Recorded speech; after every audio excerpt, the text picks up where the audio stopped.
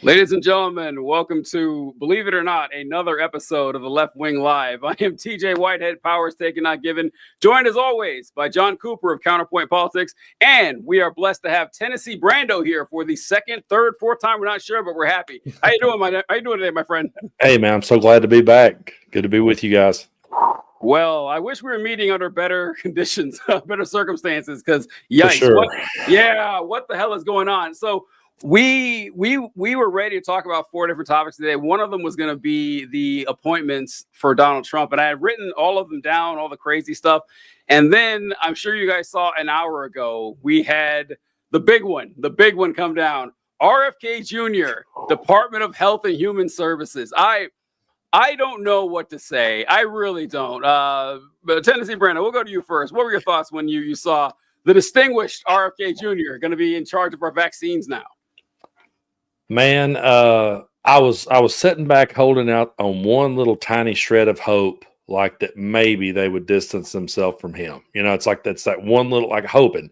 But I wasn't optimistic, to be honest. And when I heard that, I just thought, okay, so now what does this mean? Are we going to be drinking raw milk? And, are we going to be having water with no fluoride and no vaccines?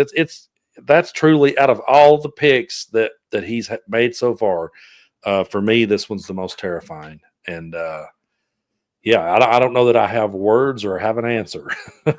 But yeah. I know, it's rough. John, what were your thoughts when you ran across this? So I had thoughts, and then I saw Brando just brought 347 viewers to our live stream. Yeah. Man, Brando, I've never seen a triple digit there. Thank you very much. Oh, you're welcome. And I just sprung it. I mean, hell, I didn't know that I didn't realize. Well, I did realize this feature was there, but I wasn't sure if we could pull it off. And I seen it. It said, stream with your audience too. So I thought, hey, the more the merrier. Let's bring them in. Well, awesome. Well, welcome everyone who's joining us on the Left Wing. We, me and TJ here, talk to a lot of left-wing content creators. Oh, no, Cost Cinema, you did not need to do that. Thank you very much. If all 400 of you did that, I could buy a better microphone, just saying that. Oh, absolutely. Help these guys out. But yeah, we're going to be talking about some RFK Jr. here. This was one, like, you guys are holding out hope. I had this, like, locked in stone. Like, this is something that, like, I have already gotten upset about. So today's news wasn't that upsetting, because it's like, yeah, we saw this coming ever since he endorsed Donald Trump. We knew that was the tit for tat, and we're kind of just here now. My question is, how does the Department of Health and Human Services operate underneath RFK? Because you have real scientists doing real jobs that they really believe in. Mm-hmm. They're not like yes men in the same way that other bureaucracies can be made to be. Like, what are they actually going to be able to accomplish? You know what I'm saying? It's kind of a really awkward situation that the entire institution is put under. It doesn't really make sense. Yeah, that's something that I was kind of holding out for, because I was trying to find the most charitable way to possibly look at this with RFK Jr. And I don't even know the story was real because I didn't click on it, but I saw that some people were threatening to resign because of RFK's interactions. But that would only make the problem worse if they resigned, and then RFK Jr. could just put his yes men in there and, go back to, I don't know, bloodletting or whatever RFK Jr. would be foisting upon the American people. And so I was trying to think of stuff that RFK Jr. propagated that I said was actually a good idea. And a really funny one, at least to me, is that he's on a crusade to take processed foods out of school lunches.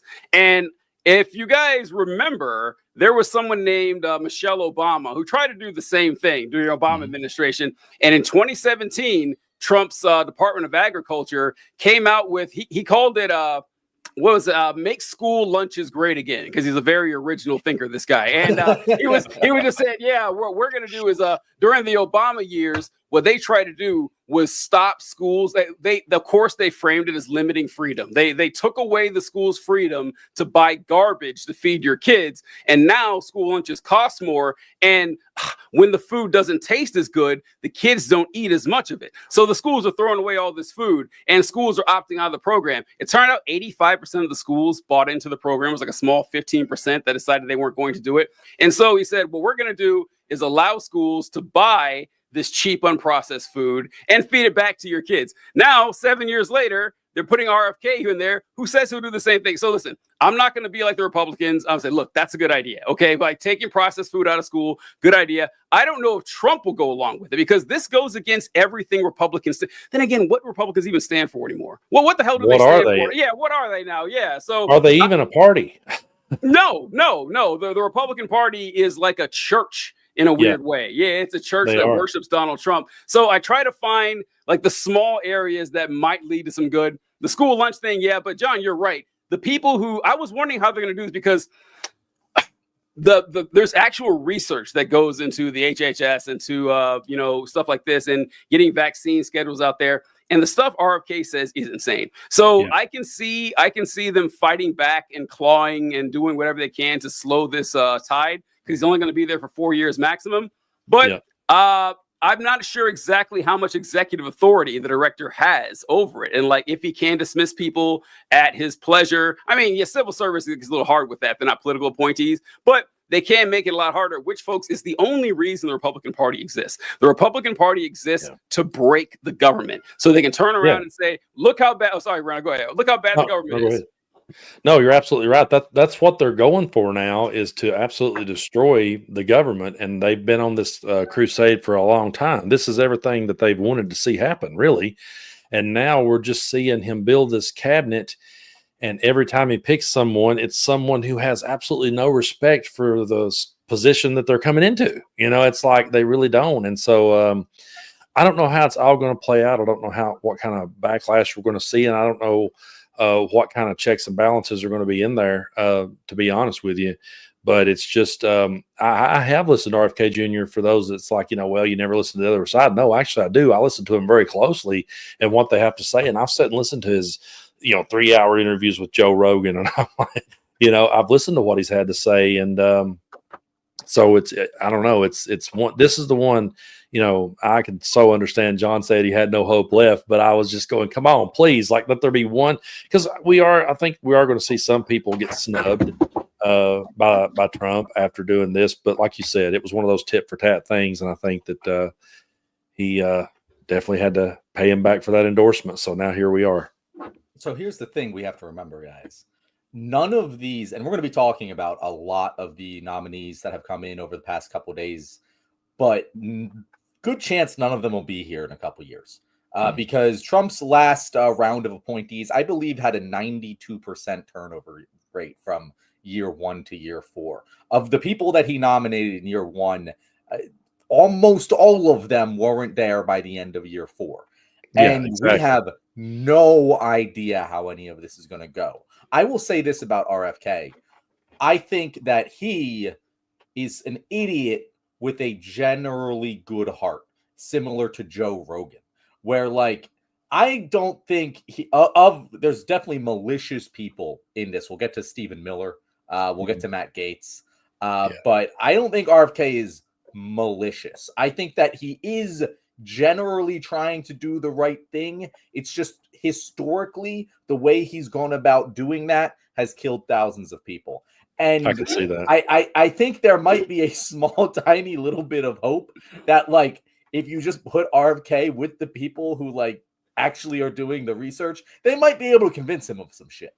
Like, if you think about, like, the Joe Rogan mindset, it's not hard to get them to change their mind. There might be some hard settled, difficult barriers to overcome. But again, of all of the appointments, the RFK one, as dumb as it is, I don't know. It's not the one I'm most worried about. I'll put it that way. Yeah, and that's kind of a world's tallest midget thing, but, like, and we don't know what's going to happen once this all gets in place, or how well are they all going to be able to work together. I mean, we've seen Trump. He's definitely coming in. He's surrounded himself by yes men. He's surrounded himself by people who he feels will do his bidding. But how soon will it be before their egos collide? It comes off the rails, and suddenly Trump says they're the most terrible person ever. I mean, what's going to happen? Because I do agree with you that I think RFK Jr. is a moron with a good heart. It's like I don't think he's necessarily like mean spirited necessarily. So what's going to happen when he butts heads with Trump on something? What's going to happen when any of them does is the question I have. Yeah, I am waiting for the implosion as well. When this cabinet that he's putting together, it looks like one of those wish cabinets that you'd see politically, where people would just throw out a bunch of stuff that didn't really make any sense. Hold on, what does that say? I didn't require you to read that, TJ. I just put it on the screen because I thought it was a good point. But American Wasp says, as I say on my channel, a loser is someone that is capable of winning, but doesn't because they don't learn from their losses. The DNC is a party of losers, and hell yeah, brother. That's pretty much it. Go listen to our whole last show. It's all agreeing with that statement. I wanted to say that I think it was Jesus who said that you should judge someone by their friends. And I wanted to play this by RFK and see what he had to say here. Yeah. So, and you run into everybody in New York.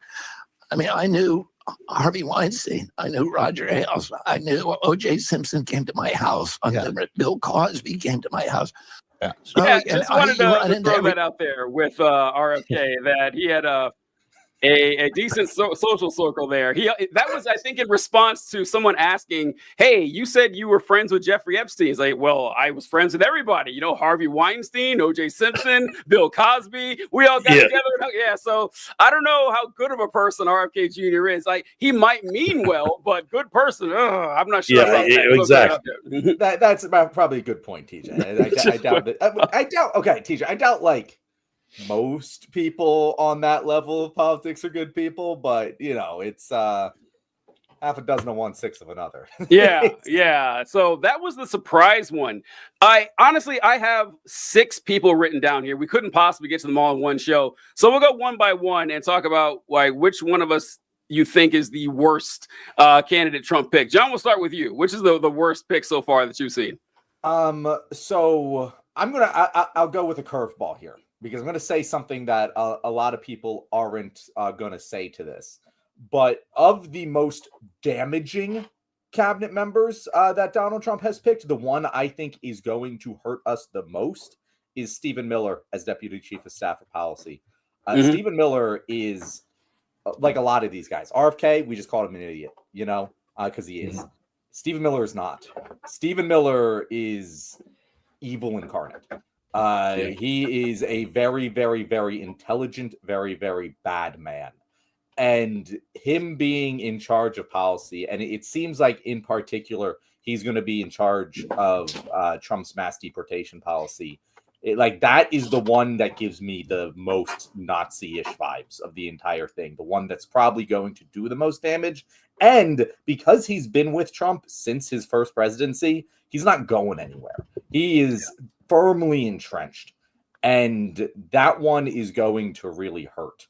He said in a tweet, he said a lot of things, but one in particular, on election night, he said, quote, "Illegals are raping and murdering American children. All the men of America need to fulfill their duty, go to the voting booth, and end the invasion once and for all." If that doesn't sound like some Nazi-ass rhetoric to you, you're about to hear a lot more, and it's going to be coming, because that man is actually capable of doing the crazy shit that he says, unlike a lot of these other cabinet positions. But that would be my pick for worst, if you are going from a perspective of most damaging to this country. But there are certainly worse ones in just pure stupidity. But we'll get to those short. Tennessee, what do you think? Yeah, I think he's definitely probably the most dangerous of them all. He definitely concerns me the most, and I know we're going to get to more of them as we go through the show. But it's just one of them things where now they've got. I saw Brian Tyler Cohen say something that's kind of stuck with me. He's like, if there's any silver lining in this cloud at all, it's that now they've got what they wanted. So now they've got to deliver one way or the other. They're going to have to deliver to their base, and if they don't, it's going to be back. I think there's going to be backlash when they deliver or when they don't deliver. So they got everything they wanted. The ball's in their court, and now if they fumble, it could be a whole different ball game. Yeah, that is a pretty bad one. Both of those, I think. Stephen Miller, especially. I like Stephen Miller because he's the one who looks the most cartoonishly evil. I don't know. Yeah. It's always nice when a bad guy looks like a bad guy. And Stephen Miller, he really does. Yeah, right. It's like Stephen Tucci would play the shit out of him. Oh, he would. He would. It'd be good. Yeah, like if you saw something like a wizard turned a rat into a human being, it would look a lot like Stephen Miller. I think we all agree on that one. And this was so I expected, me to have to pull the wild card, but John, you already did. But my wild card is going to be Mike Huckabee as the ambassador to Israel. That one, it's one of those things too where Trump knows like he's playing with house money at this point. He knows he can't be impeached. He knows he's not going to jail. He knows this is his last term. It doesn't matter what he does anymore. So he's putting in all the inmates to run this asylum. And Mike Huckabee, just like salt in the wound, we already know that Trump was going to be the worst person to handle the Israel-Gaza situation. But folks, just look up the statements Mike Huckabee has said about it. Mike Huckabee stated that as far as he's concerned, the West Bank doesn't exist. It's not a real thing. He says that it's Judea and Samaria. He refers to everything as being passed down from a biblical mandate. So it's not that necessarily that I think Israeli policy is going to be worse under Huckabee. I think it'll be the same. But the fact that they just go full bore and picking Mike Huckabee to show, oh yeah, this is how insane our policy is actually going to be, says a lot. That's where I disagree. I think it's going to be worse, TJ. I think that's just. I think the West Bank's Israel now. I think Gaza's Israel now. I think it's all Israel now. I think there is no Palestine in 4 years. No, I think that would happen either way, Huckabee or no Huckabee. I'm saying Huckabee's not going to make it worse. Yeah. I would have if Harris had won, I would have. No, I mean under a Trump administration. Oh, no matter who it was. Okay. That's under Trump administration. I agree with that. Yeah, but yeah, between Huckabee as ambassador to Israel and Rubio as Secretary of State, Ukraine and Palestine are just fucked. They're just fucked. Yeah. We lost that war, and we're very sorry to the residents of those places because you're fucked. And I'm so sorry about it. Like I'm saying it with levity because I have no idea how else to say it. It is truly a dark situation. Well, yeah, dark situations. We got to cover Matt Gaetz. Tenny Sobrano, I'll throw it to you. Matt Gaetz, going to be appointed as Attorney General, was it? I mean, yeah, what's up with that? And apparently he's resigned from Congress. So he's resigned from Congress, and Kevin McCarthy is saying that this one won't get through. I have to be honest with the audience here. I don't understand fully how this all works because they're saying straight up front, Kevin McCarthy he's not going to be confirmed. He's not going to make it. So my question is, will RFK be confirmed? I don't know exactly. I got to be honest. I don't know exactly how that works, but here Matt Gaetz is. He's a guy who I worry about because he has such disdain already for the Department of Justice. He's already angry at them because he feels like the government's been weaponized against him. And that's one of the things, that they did such a, I'm not giving them credit here, but they just did such a job of like portraying the deep state and portraying, the weaponization of government to create them as the enemy that now if Matt Gaetz comes out swinging at them, MAGA's going to be sitting back cheering him on. They're going to be sitting back going, way to go. Yeah, get back at him, And I sometimes say to myself, okay, this would be like if Al Capone had a position of power like this. This would be like if Al Capone was put in office and suddenly it's like, hey, me and John Dillinger ain't so bad. You know what I mean? It's one of those moments where you look at people who surrounds himself with Trump and you think back on Matt Gaetz and how that he just sang his praises the entire time. Whatever Trump said, he was right there with it.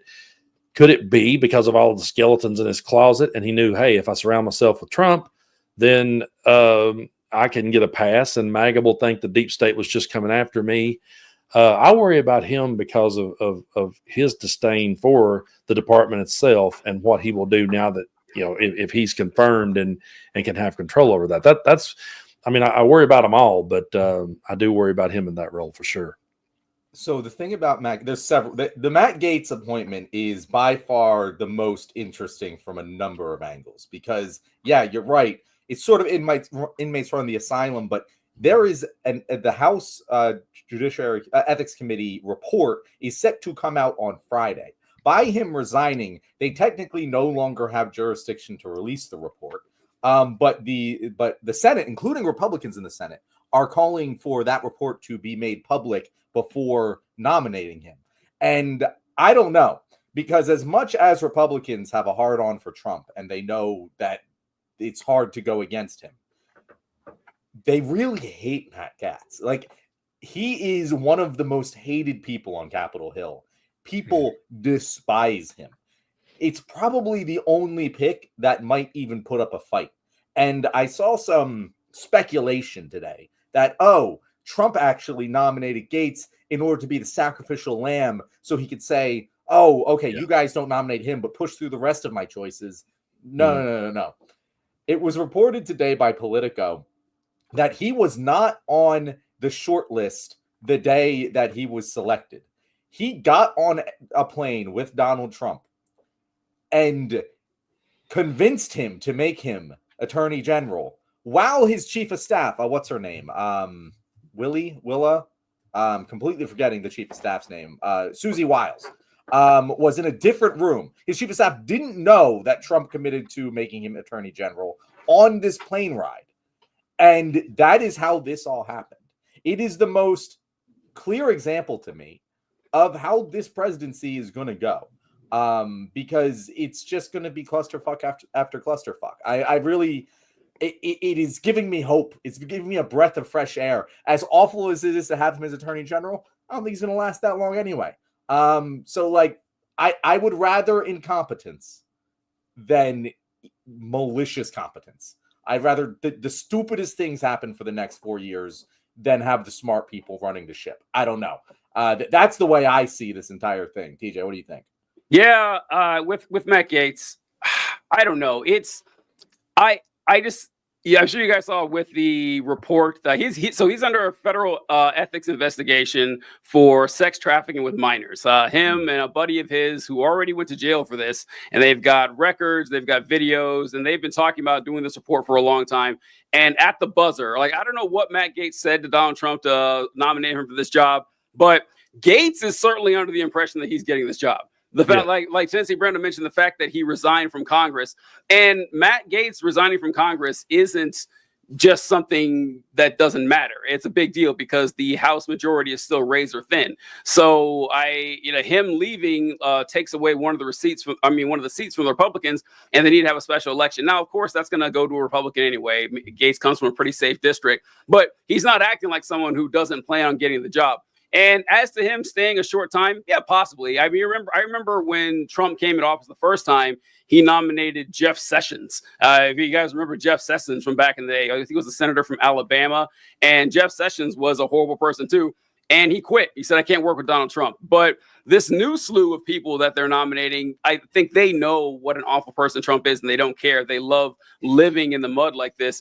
And this time is going to be pretty difficult. I heard someone say this, and I thought it was perfect to describe this last week, honestly, that what makes this so depressing is that you turn on the news, you open up your phone, you just look around where you live.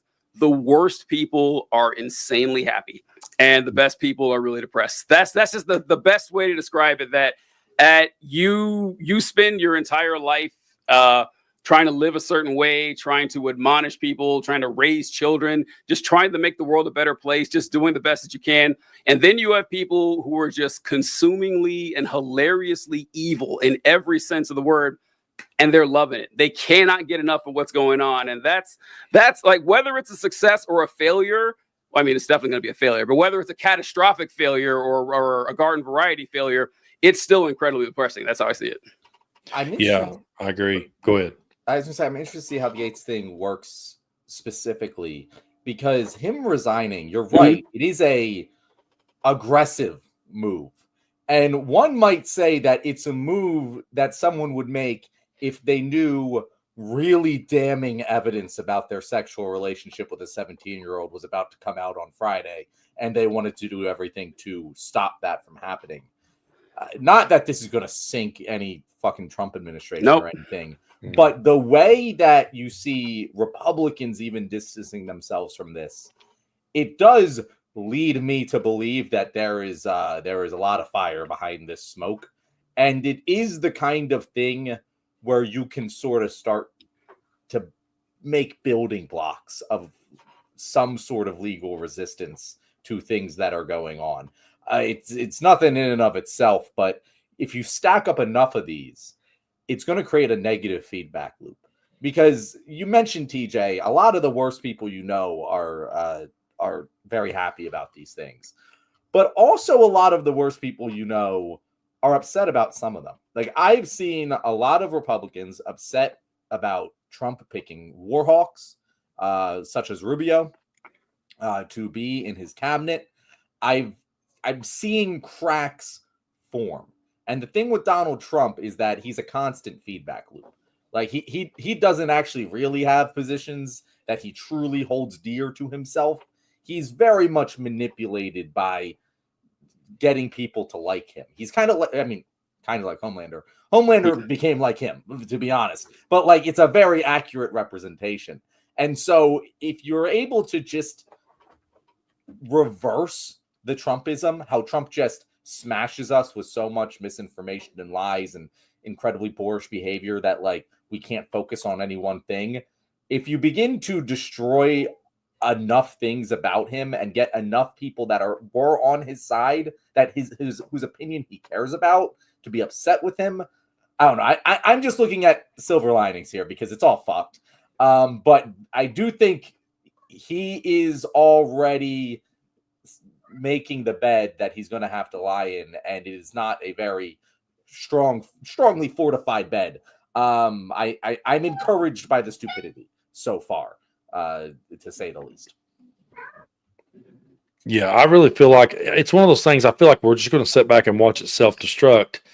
And the sad part about it is all the people that's going to be affected by it when it does. You know what I mean? That's the thing. I think a lot of people in MAGA land, they're of the nature, they don't trust the system, they don't trust the government, they don't trust any of our institutions, and they're all for burning it down. So you're going to see them be gleeful about this. You're going to see them, yeah, let RFK Jr. I mean, Trump literally said, "Have fun with it, Bobby." That's literally what he said. And so they're just all right now flexing. They're all right now excited about it. And my question is, what's going to happen when all this starts to come into play and it starts to hit them? And suddenly they look around and go, wait a minute, why is this happening to us? We thought it was supposed to be great again, and suddenly it's not. Will they already have a built-in scapegoat and somehow find a way to blame it on the Democrats? Or will they finally start to wake up to realize, they played us to get in here and to get power? So it's going to be interesting to see the next 2 years, especially.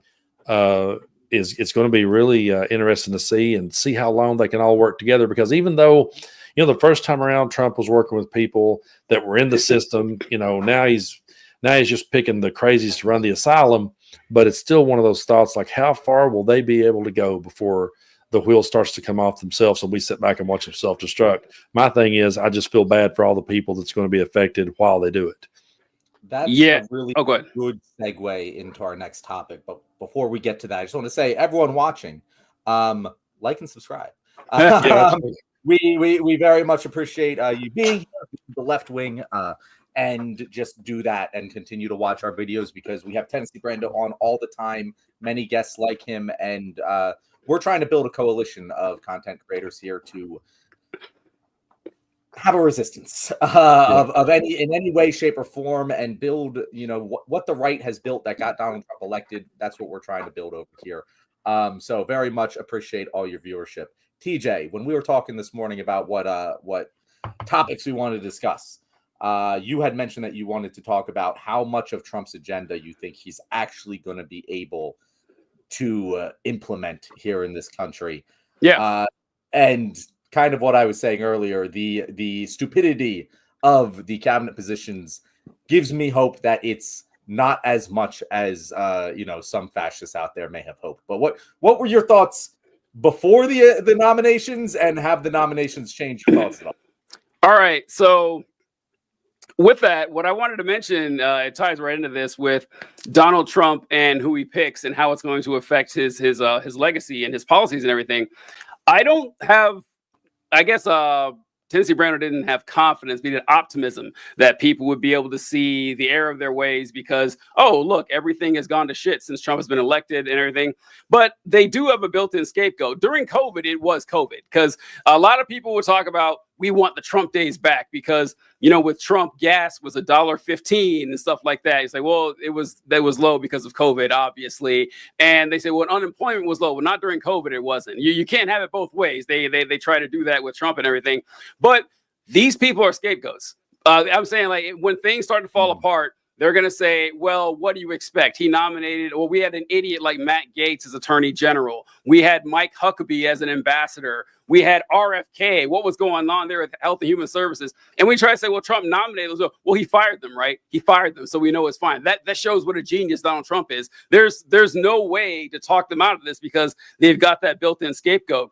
That's a great point. Yeah, it's just like there's nothing. And it's the same thing. It's like when they talk about all the wild conspiracies that Donald Trump's going to come in and Donald Trump is going to expose all of the pedophiles and all that stuff. Trump was in 4 years, nothing at all. When they asked about Epstein's files, he's like, I don't know, there's some fake stuff in there, so I don't want to release it. Like the most suspicious answer ever. And I think that's what's going to happen, that even if things get really bad, the 74 whatever million people who voted for Trump, they're not going to change their minds. They are going to find some way to kind of defend him. I am interested in Trump's effect on the English language and how that's gonna come, because we talk about all the time our favorite Trumpisms. It's one of my favorite things to do. And John, when you mentioned that Tennessee Brando's been on the show, you're like, a lot of our listeners really like him. I thought many people are saying. I immediately thought that Donald Trump has an indelible stamp on the way we speak, whether you like it or not. He lives in your brain rent free. My favorite is tears in their eyes. I love saying tears in their eyes now. Yeah, it's like big men, strong men, tears in their eyes. So I don't know what his success rate is going to be for policy. Oh, the important one. Forgot the jokes, but the important one. I think he's going to be pretty limited. And we talked about this last episode, John, because there are powers at play who actually don't want the economy to completely crash. As bad as corporate CEOs and billionaires are, they would be in a world of shit if everything falls apart. So Trump puts a 200% tariff on all imported goods.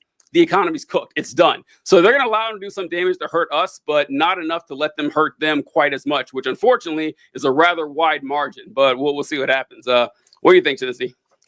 Yeah, I just, at this point, I'm sitting back watching all this unfold, and I think back to conversations that we had before the election, and we thought we were going to be in a different place. And honestly, before the election, I was talking to you guys, I was talking to different content creators, and we were talking about how that once we won this thing, that, I was like, how's the Republican Party going to rebrand? Where are they going to go from here? And I literally thought someone like a Matt Gaetz would be laughed out of the room. I thought that was the end of him. And so now here we are with a Trump victory and him appointing all the people who I thought were long overdue to just be laughed completely out of the room. And you're right. I don't think they'll always find a way. The loyal Trump supporters will always find a way to even blame these people that they're excited about now. They'll find a way to blame Matt Gaetz later, or RFK Jr. later, or whoever later. I hate using the word cult. I didn't like using it the first time I ever said it, but I can't remember the name of the guy, but a friend of mine sent me a clip of this Republican saying, the American people have spoken. And whatever Donald Trump says, we must do. If Trump says jump 3 feet off the ground, we're all going to jump 3 feet off the ground. If he says put our hands on our head, it's one of the craziest things I've ever heard, and they're saying that. Like, hey, let's just go out here and whatever he says now, the guardrails are off. Whatever he wants to do, he's done it, because they're playing it from the angle of, oh, the American people have spoken. So now you all must just do whatever we want. And this is a place I didn't think we would be a week ago. And here we are. So this brings me to a good question, because there's been talk about the mandate to rule. And of course, Republicans are claiming a landslide victory. They have this mandate to implement Trump's policy. Yeah. And if you look at the Electoral College score and the fact that they got the trifecta, there's reasoning behind that. But if you take a mandate to rule in a democratic society in a literal sense, he does not have that. He didn't really gain votes or anything. The Democrats lost votes. It's not like this is a Reagan era Democratic landslide where the population in general is primed to go along with what the government does. And the flip side of a Trump presidency is that it gets fucking eyeballs. It gets people to pay attention to politics that wouldn't have otherwise paid attention to politics. And if things are outlandish enough, for example, like TJ mentioned, the powers that be won't let him implement a 20% tariff. But when he implemented tariffs, last time around, it pissed off the fucking farmers. It pissed off a lot of people. And if he does enough damage, we saw the fucking vitriol against inflation during the Biden administration. It's going to sit on him if it's bad enough. And there's only so many scapegoats before the mob eats itself. And I'm very interested to see.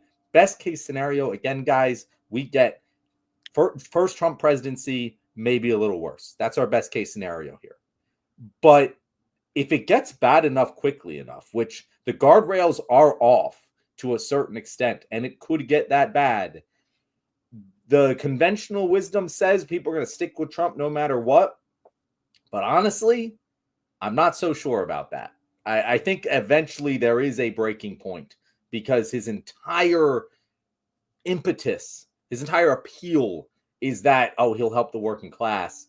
And if it gets bad enough, eventually the wolves will eat their own. I don't know. I'm interested to see what happens there. Again, I hope that that's not the case. I really do. But it's certainly on the table.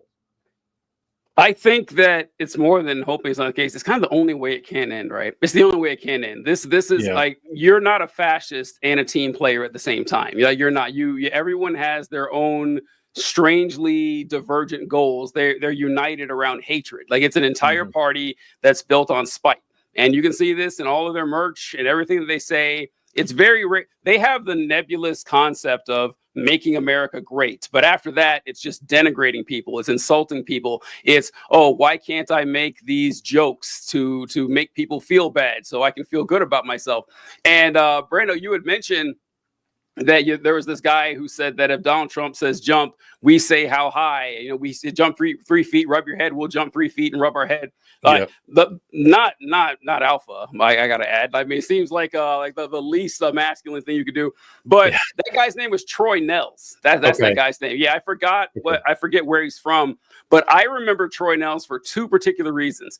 One is after a school shooting, he showed up in Congress wearing an AR-15 pin. Yes, he was that guy. He did that, and also he went on this crusade when he joined the House to overturn the House rule against smoking on the floor, because he would if you Google pictures of him, he's always holding a cigar, like a 19th century robber baron or something like that. And it's like, these are profoundly unserious people with a serious amount of power, and it's dangerous. I mean, listen, I was actually really jazzed to do the show until I don't know why the RFK one broke me so much, but it was just a casting. I think it's because I realized it's only going to get worse. It's only going to get worse. And once again, John, you're right. I was naive to think this, but say what you want about Mike Pence, which Mike Pence was like a garbage politician, obviously, but he was a serious person and he took his duties seriously. And you can't say about JD Vance. You cannot say that about JD Vance. Yeah. Steven, you can't like Jim Mattis, all the bad things I say about Jim Mattis. You can't say that about, Stephen Miller. The people that are Jeff Sessions, as awful a person Jeff Sessions was, he was no Matt Gaetz. It's just worse. It's just a noticeable step down for everyone Trump has in this administration.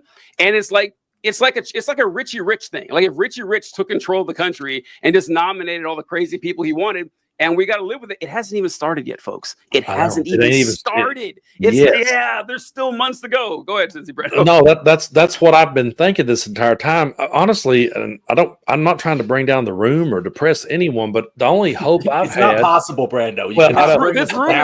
My smile is a clown smile. Me too. Is just suffering behind these eyes. And at this point, honestly, guys, I've laughed out loud at things that people have said, and it's not because I thought it was funny. It's just because it's the only reaction I have left. left. We were talking, me and Brett Marcellus was talking about the possibility of Hulk Hogan becoming a senator in Florida. And I said to Brett, I said, I can't believe we're here. And Brett was like, don't worry, it'll be Laura Trump.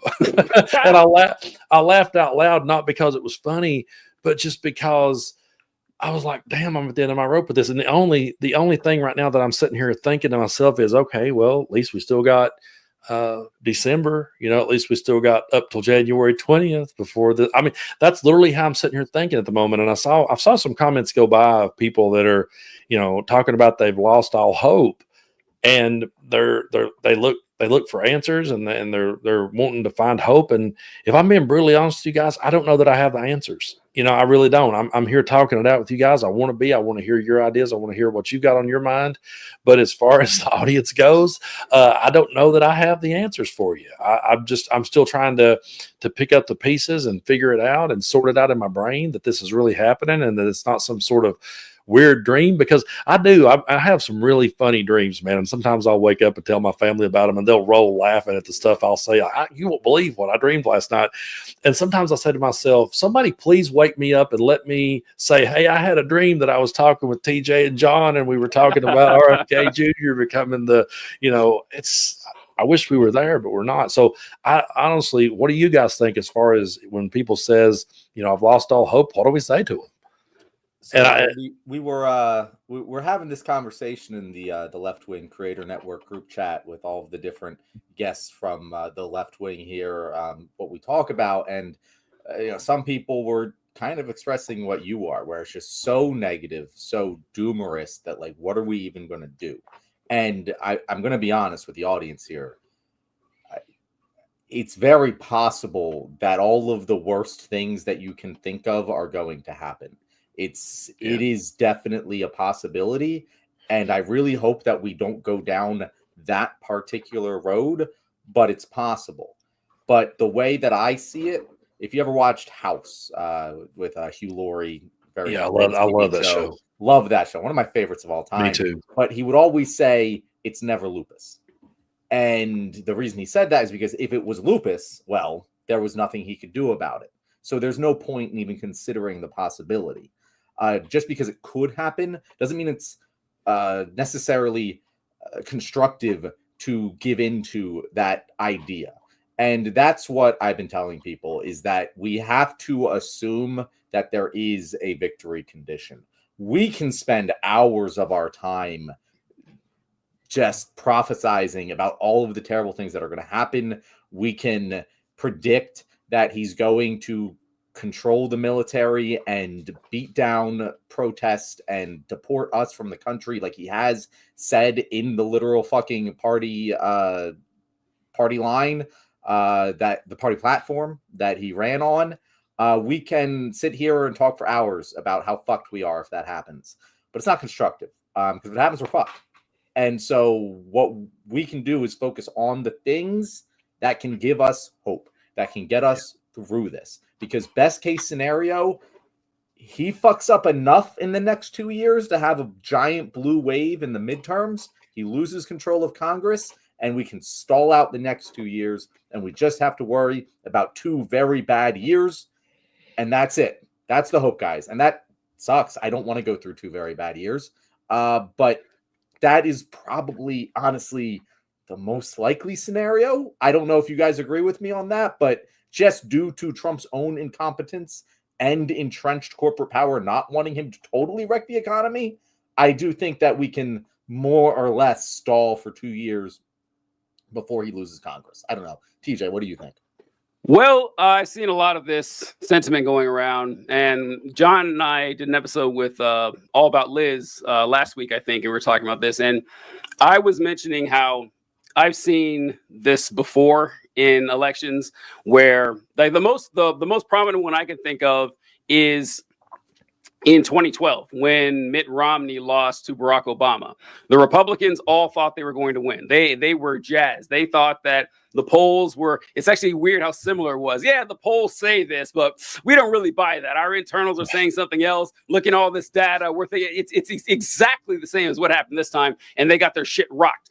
And the Republicans literally came out and stated, we're doing a party autopsy. They called it that. And they said, we're going to reevaluate everything we've ever done. We're going to reach out more to Hispanic voters. We're going to realign the thinking of the Republican Party. And I think, since Brandon, you brought this up, that that they ended up going a lot more racist, but they really did jettison the old Republican Party. The old Republican Party of Mitt Romney and John McCain is dead. It is gone. And they went into Trumpism, something a lot worse, and it worked for them. Which is like a lesson, by the way, to the Democrats, because that's really what this is going to rely a lot upon, is that trying to just be as much like a standard 1980s television politician is not going to get anywhere. And my concern is that as bad as Donald Trump is sure to fuck it up, one thing that I learned, that I learned the hard way this last year or so, is what we were all doing. I'm guilty of this as well, is pushing out all the content of, wow, look how bad Donald Trump is. Look how awful, look how stupid he is. Look how unserious he is. Look how, and not just the standard, he's a threat to democracy stuff, and we know that, but just this, like, he is like a base human being that's like has a lizard brain and all the stuff he wants to do. And it didn't matter. It didn't matter. The same people who voted for him back then are still voting for him now, which is why I'm so confident that's not going to change whenever the Republicans run someone. Now, it probably won't be Trump again. I mean, constitutionally it can't, but that's never stopped him before. But the Trump fans are going to be the Trump fans. But unless the Democrats can actually put forward a message to motivate those other people, we're going to have the same situation, because Republicans are bad, and they certainly are, is clearly not enough. Yeah, and I read a really good article on Midas Touch Network from Ron Filipkowski that goes with what you're saying here. He was talking about our messaging versus theirs, and he made a really good point, and it's something I really didn't think of. And like you said, we can sit here and we can bring the receipts all day long on Trump and talk about what a bad person he is. Ever since the election, I've not rolled one clip of Trump in any of my videos, because I'm like, at this point, what's the point? But we know what kind of person he is, and the other side don't care. But Ron brought across a great point, and that is that every week somewhere in America there is an event, like take Turning Point USA, you get Charlie Kirk.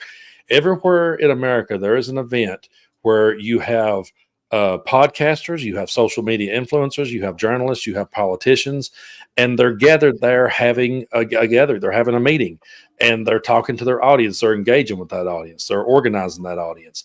They're taking questions from that audience. And we can sit back and make fun of them all day and say, well, they're a bunch of conspiracy theorists, a bunch of racists, a bunch of all of these things. But they went out there and they did it. They got together. On the other hand, it's hard to get people on our side of the aisle to do things in groups, because we're not necessarily group-minded people. We're more individual-minded people. But going forward, could it be possible that we had events where you had people on our side of the aisle with our way of thinking? You had the journalists and the podcasters and the influencers with some politicians on in the mix, and then some headliners. We have to do something different, because what's happening is we come in at the last few weeks right before an election with a politician, and we go and we're like, hey, everybody, here we are. We're ready to have this election. You know what I mean? But they've spent all this time on the ground. Every time they get in front of a microphone, they're there. They're talking. And yeah, they're wrong. I'll give it to you all day. Yeah, their ideas are wrong. Their ideas are outdated. Their ideas are racist. Their ideas are all of those things. But they're still out there engaging their people, whereas we kind of come in at the last minute and go, hey, here we are. And I go back to this point. Have you ever had like someone talking about you and just saying like ridiculous over the top stuff, and you ignored it just because you're like, that's stupid, I would never do that? Well, if you sit back and let people say stuff about you enough and you never defend yourself, then people think that's what you are. So you've had all this time of them out there building this straw man of us and telling everyone that this is who we are. And we're on social media every day. Guys like us, we've built platforms just from our lawn chairs, speaking this stuff. But the DNC doesn't necessarily turn over the microphone to people like us. It's like they bring out that computerized politician at the last minute and go, here you guys go. And I just think that as we go forward, we're going to have to find ways to connect with the audience, and also to make the establishment realize that, hey, you're going to have to start listening to the people, because I really believe we had the better message.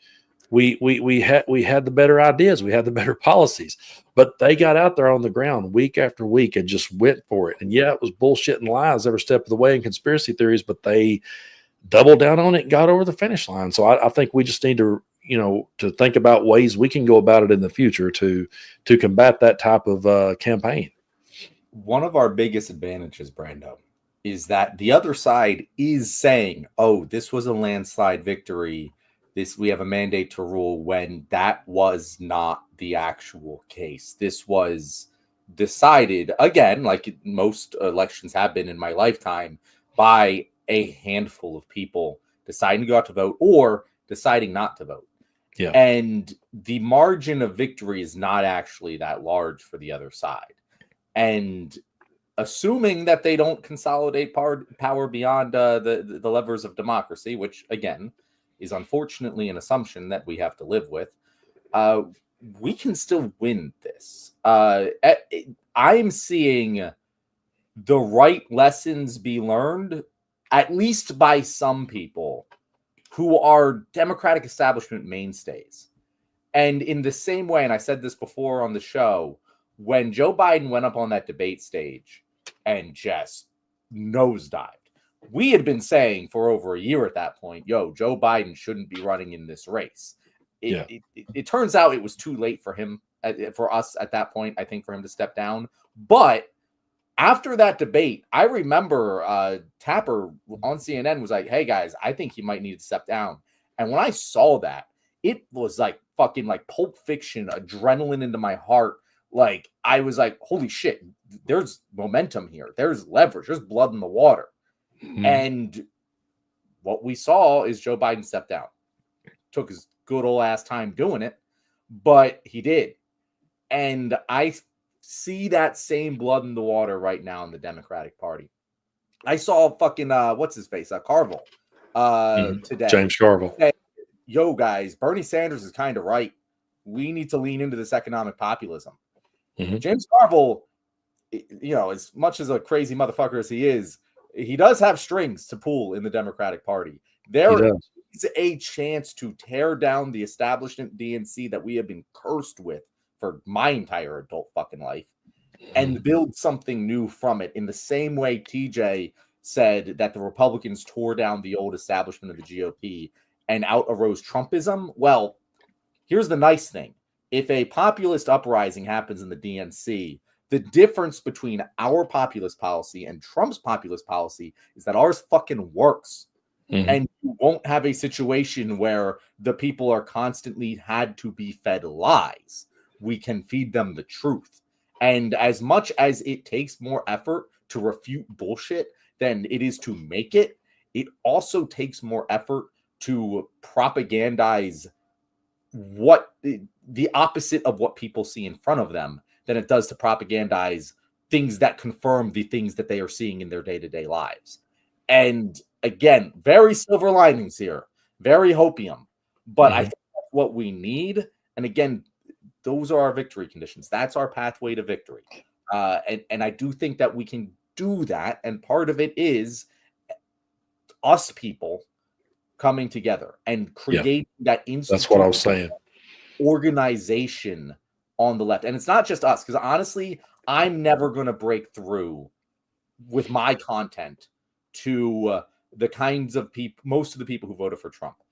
But what we can do is we can break through to Joe Rogan. Joe Rogan voted for fucking Bernie Sanders. He did. Joe Rogan doesn't actually like Trump. If you can flip the Joe Rogans of the world onto a Bernie populist economic policy bandwagon, suddenly a lot of those low information voters that voted for Trump, we like to think that like they're just Trump to the death. They're not. There's like a 33% of them that are, and they'll never change. But a lot of them just kind of go the way the wind blows. And if we get those, centrist is not the right word, but those not MAGA to the death voices that influence people onto our side by a coordinated effort to get on their platforms, get in front of their people and speak to them. And it's going to take organization from the DNC and the left in general. Yeah. But it can happen. I don't know. TJ, am I just fucking high on the hopium here? Yes. No, but no. No, so there we go. That's our show, guys. Thank you very much. That's what we're here for. Abandon all hope, ye who winter here. This is no. So what I wanted to talk about with this is I think you guys are right. And I wanted to add another dimension to this. But I first want to talk about James Carville. Now, for all of you out there south of 60 years old, you probably may not know who James Carville is, but he was a high-level Democratic operative during the Clinton era. And he apparently still thinks it is the Clinton era. All of his advice goes back to the same things he would have told William Jefferson Clinton in 1991, that what the American people really want is a Southern conservative Democrat. And look, sure, maybe that had been true in 1991, but also, I like when James Carville, people like that come around like, oh, I've been wrong about everything for 35 years, but now I'm ready to be. It's like when like the Pope said that, actually Jewish people aren't responsible for the death of Christ. Sorry for 2,000 years of lies, but I'm ready to be infallible now. It's like, but what Carville is missing with Bill Clinton is why this shit worked for Clinton. It's not just because America was more conservative back then and they were looking for a cool person with a conservative message. It's the cool person that matters. This is something that is just, look, we've all known this. We've known this for a long time, but it's hard for us to accept because we do think more highly of people than we probably should, or more highly of their engagement than we probably should. And I wanted to share this real quick. And I'm sure you guys have heard this watching, but it's not going to be news. But basically, the more you watch and followed news and the more you knew about politics, the less likely you were to vote for Donald Trump, or the more likely you were to vote for Kamala Harris. And of course, there was an inverse relationship with Trump, that if you, like on the very bottom there, they paid no attention at all to politics or news, 51% of them would have voted for Trump automatically. It's like, these folks aren't voting for Trump because Trump has this great vision he wants to share with people. It's because he's fun. It's because they find him to be interesting and charismatic. And this actually goes, I agree with what Tennessee Brando said about how it would be great if we had more left of center Turning Point USA events or CPAC events or something. But if you ever watch those things, a lot of it is just, like you said, conspiracy theories and grifting nonsense. If you guys ever watch a right-wing broadcast or a right-wing content creator, they're going to be, every other commercial break, they're going to be selling you gold bars. They're going to be selling you prepper gear. They're going to be selling you dick pills. They're going to be selling you colloidal silver, like just a bunch of bullshit to rip you off. But that stuff is kind of fun. Sells hamburgers. That's the only thing. Always sell them Scott's Hamburgers in Bixby's, Oklahoma. Stop by Scott's Hamburgers. Pick yourself up a double. It's good.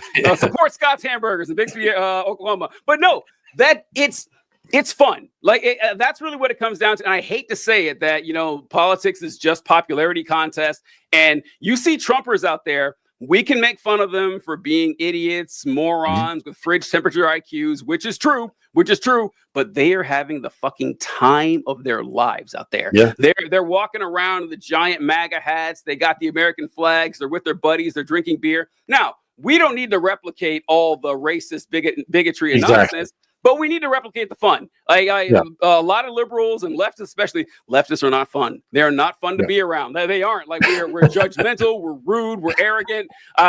And yes, like some leftists are smarter than everyone, like myself. But I'm saying you got to dial it down a bit if you want people to like you. What do you guys think? You're right. No, you're spot on, man. And I think that's what I was going to when I was talking about us having events and stuff like that. We don't need to dial in the rhetoric they dial in. We wouldn't be out there trying to sell dick pills and all those things. We wouldn't be going for that. But we need to find a way to communicate with people to where we're more, we're personable and we can get out there and get with people and help them understand that we're really on their side. Because like I said, for far too long, they built up the straw man argument. I did make a note here. I wanted to point this out. Someone commented earlier that they can't see your name, like it's like cut off. So it's power is taken, not given. TJ's name. And I saw someone say that, and John's is John Counterpoint Cooper Politics. Okay, cool. Because someone asked, I just wanted to circle back to that. But yeah, and also I got to be honest with you guys. I'm not going to lie. Back when I was a teenager in the 90s, James Carville was someone I considered a hero back then. Like, I listened to him and back then he was spot on. And then he kind of disappeared for a while. I didn't see him. And then when he came back, he had a lot of the same talking points. Like you said, he thinks it's 1993 all over again.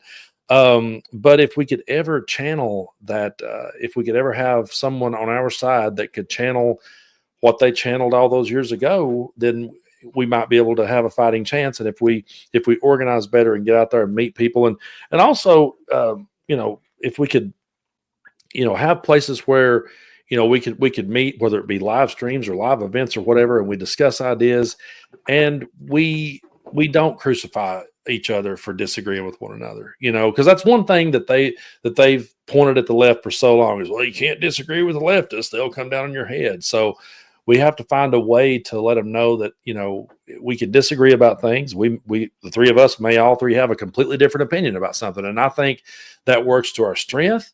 And sometimes it works against us in elections, because it's harder to get us together to do things in groups. But if we can find ways to do that, I think we would be better off. I just want to point out the best idea we've seen on the stream so far. TJ's cat to replace Marjorie Taylor Greene. Now, Wolfie has a brain the size of a walnut. I will, grant that exception. But his heart is definitely bigger than Marjorie Taylor Greene. So I will definitely, he will get the edge there. So I like where we're coming from here. Yeah. TJ, I want to say, so like last week I said on this show, I was like, guys, all of the people who just gave millions and millions of dollars to the Kamala campaign that she blew, I may be biased, but give it to us instead. And it was funny. It was funny. It's inherently funny, but it is also true that like it doesn't have to be us, but like it should be people like us that. But I'm going to kind of do that again here. These are the people on the left that you're looking at right now, the type of people on the left that need to rise to prominence more, because not to speak ill of the types of people that become associated with the left, but we are, especially Brando here, is the most fucking manly man with the deep raspy voice, and he's got the bandana, he's got the American flag behind him. Like, that's the kind of person that is cool, that like average dudes can relate to. And we have on our show all the time. We have people on our show all the time. We have disagreements, but we don't get into that fucking leftist catfight arena. And we do go for the humor. We do go for that more laid back style that is actually going to resonate with people. Podcast America, not podcast. God, what? Pod Save America. Pod Save America. That is the opposite of cool. That is the least cool thing that we can do, and that is probably the most popular podcast on the left. There needs to be more non-traditional leftist voices, and there's a fucking lot of us. There are a lot of us. We have not been able to garner that institutional support, and I think that our voices are drowned out because of that. And again, I'd love for it to be specifically us, but it doesn't have to be specifically us. But the powers that be in left-wing politics need to make a more concerted effort of elevating the voices of reasonable economic populists that don't get into the fucking dogfight, slit each other's throat ecosystem that has thrived on the left. And the reason it has thrived that way, and I truly believe this, is not because that's how most leftists feel. It's because that is the economic structures in place for left-wing content creators. We don't have the same sort of funding that Ben Shapiro does. We just don't have access to that. And the only way that we can get money to make this a living, and I don't know, I haven't fucking come close to that yet, but like the only way that we have access to that is by just peddling to the masses and getting those Patreon subscriptions. And you know what they want to see is violence. Like they want to see Godzilla fight. And so it creates this adversarial relationship, which I don't think actually exists. Brando, you said that the left is a little more individually oriented. I actually completely disagree with that. I think that our philosophical approach in general is much more community oriented. It is like, just if you think about our policy, about our positions, we are much more communally oriented. It's just that there's more communities in our tent, and they do fight between each other more. But I do think that that is a more of a product of the incentive structure than it is anything else. If we can get organization around these groups, we'll stop fighting. I said liberals are like, oh, the leftists hate us. Like, I will stop hating you the moment you stop fucking beating us to the ground every time we try and talk. And we will fight you with the other people, but you always side with them for some reason. Yeah, and that's a great point, and I do agree with you on that. I think what I was referring to is that it's easy. I've noticed one thing on the left that's easy to happen is, you know, you've got people on our side. I go back to 2016 that, you know, and rightfully so, got upset over Bernie Sanders, but then they went and voted third party or they stayed home. And that's what I was referring to when I said that, you know, we're the type that's it's a little bit harder sometimes to get us together because sometimes I've had friends, I've had close friends that's done it, that's came back later and said they regretted doing it, but they was like, you know what, screw it. I'm staying home on election day because I didn't get my way on this one issue, or I disagreed on this one issue. And that's really what I was referring to. But no, I do agree with what you just said. The left infighting with each other, it's just like, that is kind of the hobby horse of John and I, is that like when I first started coming on the show, I remember you guys saying that you wanted a place where people from the left wing, no matter what part of the spectrum they were on, could come together, discuss their ideas. They could disagree or agree and kind of move on from there. And we have a hard time doing that. We have a hard time doing that. Apparently, it's or at least we're not as easily herd mentality when it comes to this and goal oriented, I guess, is the right. That's one thing I always say about right wingers is that, hey, you can disparage them all you want, but they have put in 60 years of work. They saw the goal. Yeah. They wanted to overturn Roe v. Wade. They wanted to roll back the Voting Rights Act. They had all these plans that they wanted. They wanted to overturn like parts of the Civil Rights Act, and they've accomplished their goal. They've got it done. And they were willing, you know what they were willing to do as well? They were willing to do the stuff that wasn't sexy. That's something that I've noticed too on the left. And the easy example of this is like whether you think Jill Stein's a grifter or not, she is indicative of the thought processes of a lot of people on the left, is that we look at the big fish. We look at who's going to be the president, who's winning in the Senate, who's winning in the House. I don't see a lot of left-wing conversations about running for school board or running for mayor or stuff like that. I don't see it. We have this revolutionary mindset.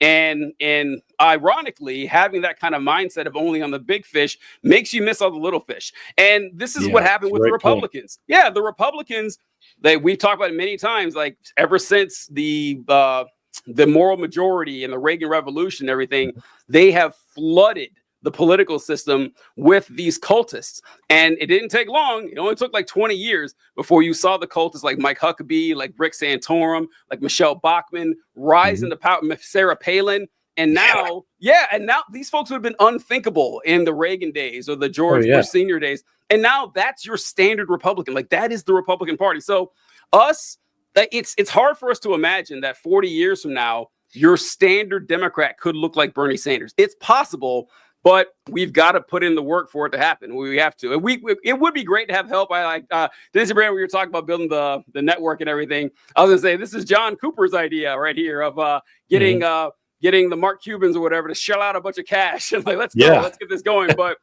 I mean, that's part of it too. But it does go down to being likable and being willing to do the dirty work. Like sitting around and reading what Trotsky wrote down is great. I'm glad you feel good about yourself. But if you're not out there in your community, if you're not talking to your neighbors, I know you're not. Exactly. I know you guys aren't.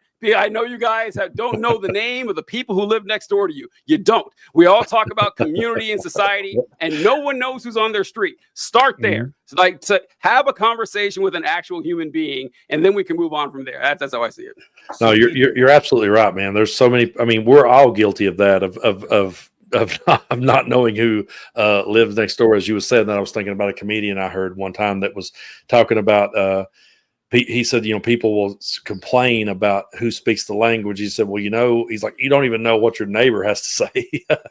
You don't. So we do. We have to start. And I saw someone say that we have to start local. We have to start with the small. And like that was a great point about always looking to the big fish. We have to look at everybody. We have to start small and build up. And because we used to be the side that resonated with the working class, and sadly we lost that to the grifters and the con men. And I sat back so many times and I tried to point out to people in my part of the world, hey, you're being used, you're being con, you're being grifted. But like we talked about when you was on my show, TJ, whether you love Donald Trump or hate him is irrelevant. he spoke a language that resonated with the dude on the loading dock. You know what I mean? And we could sit here all day long and say it was stupid and say it was, we could call it everything that it truly is.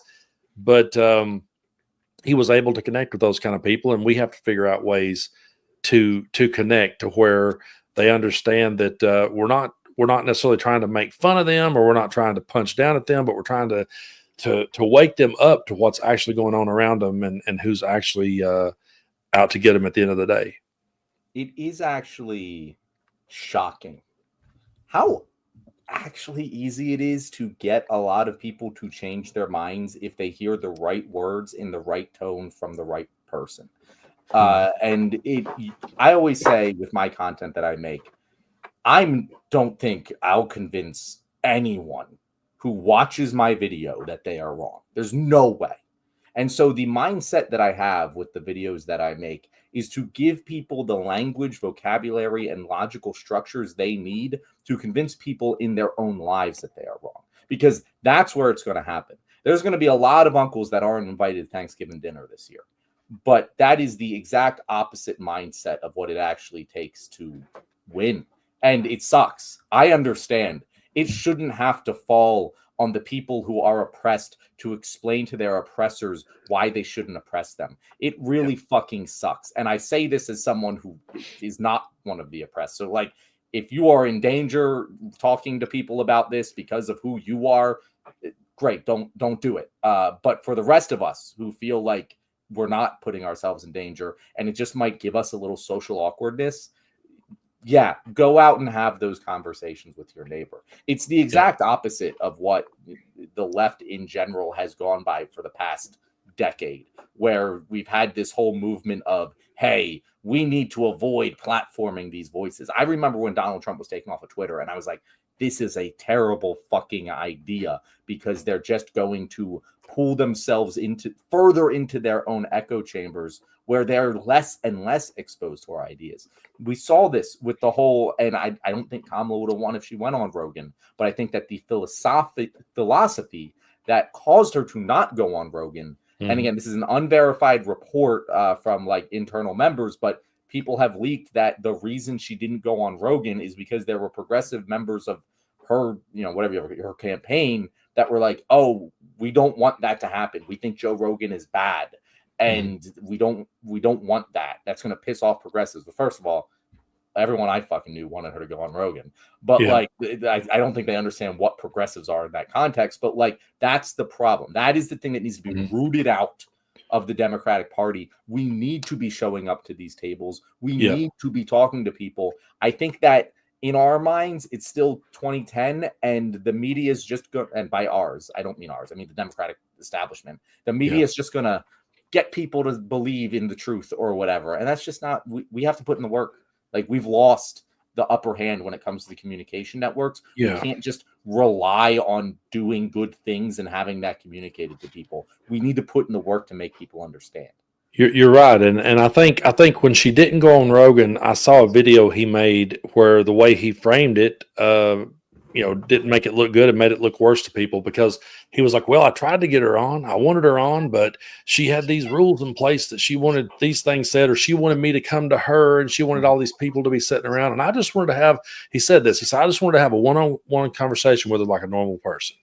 Now I think she would have did good on there. Honestly, like TJ said earlier, Joe Rogan voted for Bernie. So I think if she could have got her points across to him, I think she would have held her own and did great. I'm not saying that she couldn't have held her own or did good on the show, but by not going on, she gave them the ammunition to then say, well, we tried to sit down and talk with her like a normal person, and she wouldn't do it. You know what I'm saying? So it was one of those things that I had mixed reactions about it. I was kind of worried in one way that Joe may purposely go out of his way to sabotage her. In one sense, I kind of did have that thought process, but by the same time, he goes whichever way the wind's blowing. If you really watch one show to the next, I've seen him have Bernie Sanders, then I've seen him have Andrew Yang, then I've seen him have Tim Pool, and he just goes wherever the guest is going. He really does. So I think that, and I'm not saying that her going on there would have won it for either, but I'm saying it definitely fed into their narrative of, we can't talk to these people. Yeah, that's exactly what John and I said, that we're under no illusions that the election hinged on her going to Joe Rogan's show a week or two before the election. It didn't, but it was indicative of the mindset that had permeated.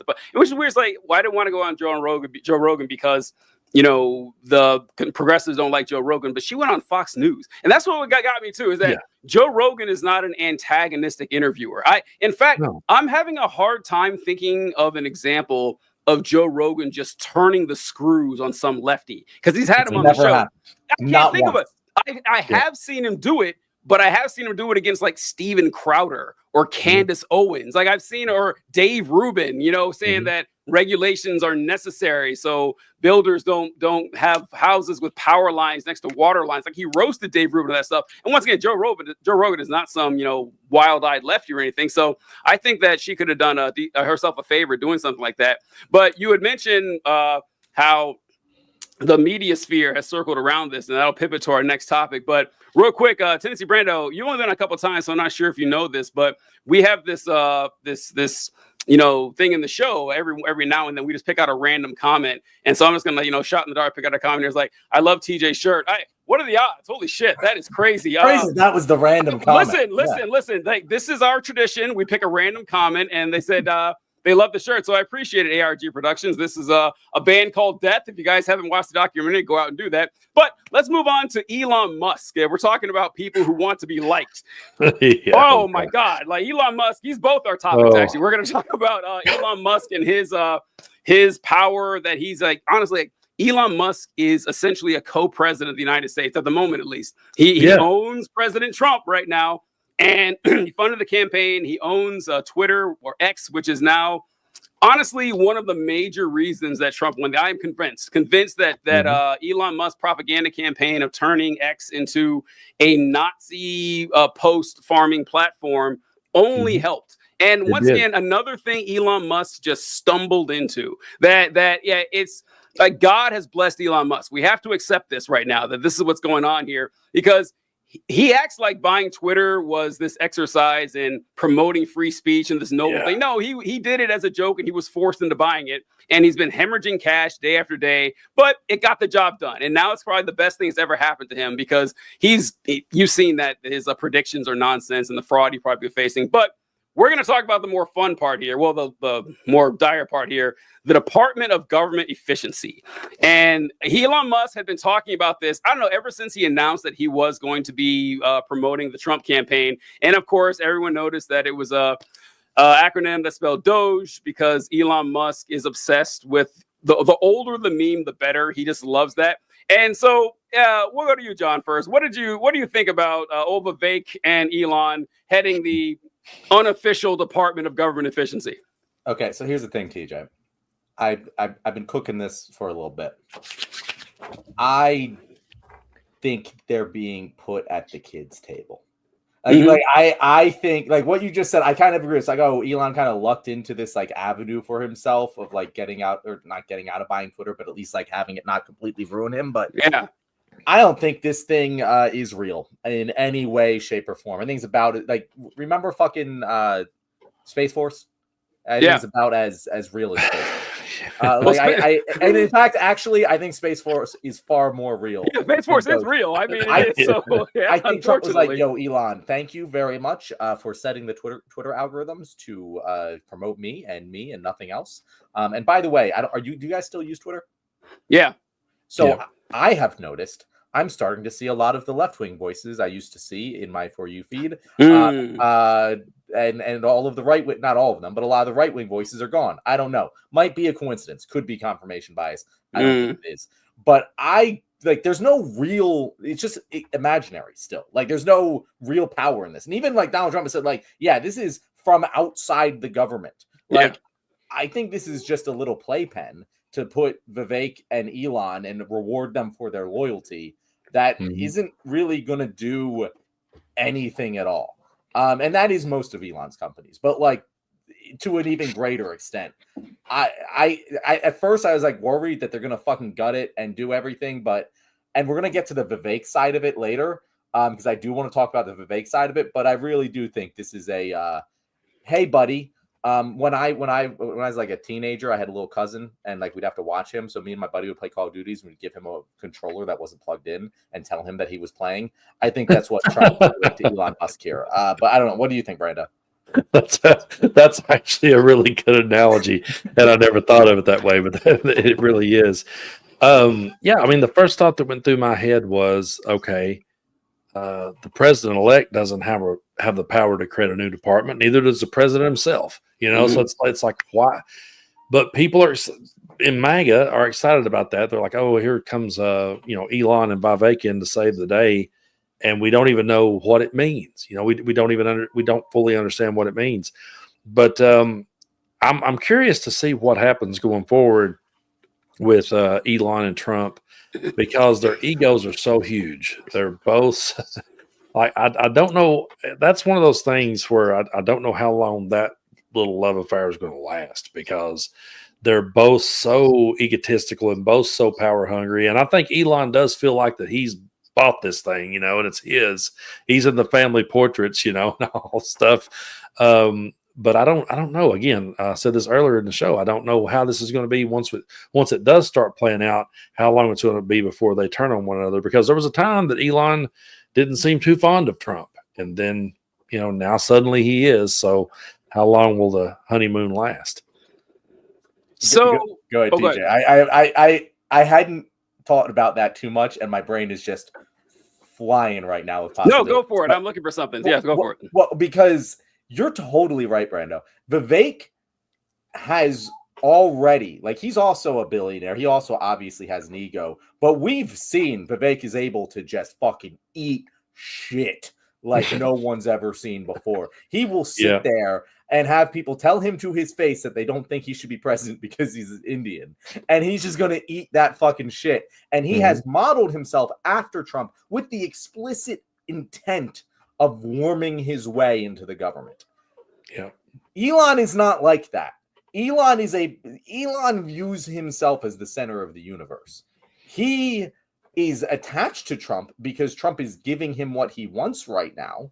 And honestly, Elon was floundering a bit, and he needs to continue to build on this house of cards. It's just his entire life is a giant shell game.